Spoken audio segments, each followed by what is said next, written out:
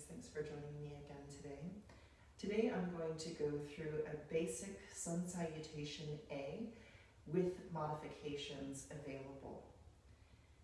We'll always start at the top of the mat. You want a lot of mat out behind you because you're going to be jumping your feet behind you at some point. So you want to make sure you have as much behind you as you need.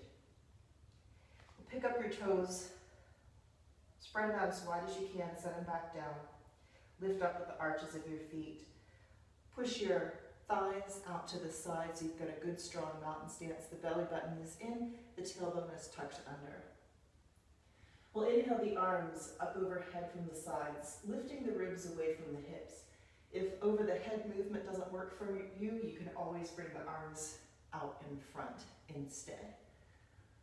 From here, we swan dive with a flat back into your forward fold. So you can stop at the knees, or you can go as far forward as you comfortably can.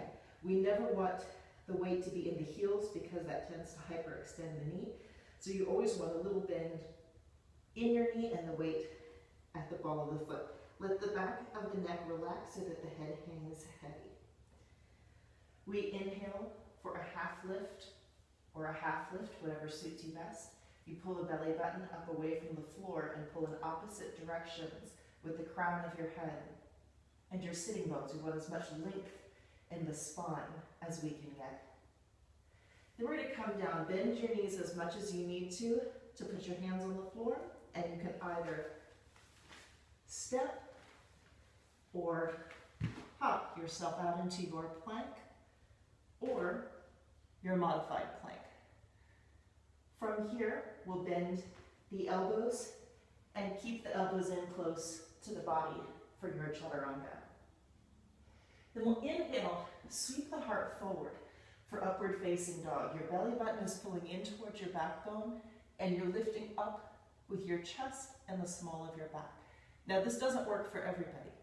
You can always put your belly on the floor and be in cobra instead if that's more than your lower back needs or wants. Then there are two ways to come into downward facing dog.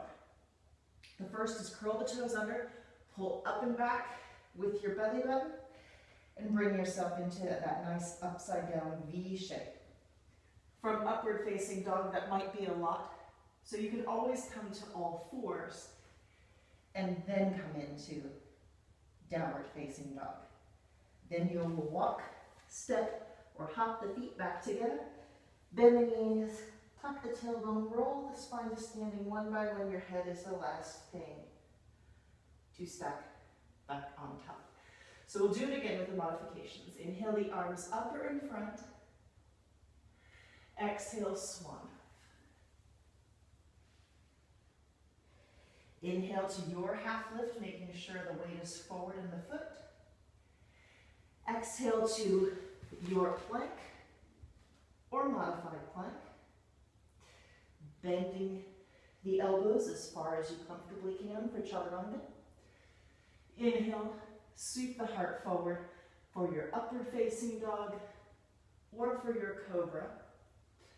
And either coming to all fours and then to down dog, or from up dog to down dog. Walk, step, or hop the feet back between the hands. Bend the knees, tuck the tailbone, roll the spine to standing one by one. Head is the last thing to stack back on top. We'll do it once more so that you've got it solid. Inhale the arms up overhead from the sides. Exhale, swan dive, your forward fold. Inhale, half lift. Exhale, top to bottom of your push-up. The knees can be down if they need to be. Inhale, sweep the heart forward. The chest lifts, or you can set the belly down. And you can either come back to all fours and then to down dog, or straight to down dog as needed. Walk, step, or hop the feet back between the hands. Roll the spine to standing. So I hope this was helpful to you. Let me know at the Champagne and Chakras Facebook page where this video is posted. Rock out with your cork out.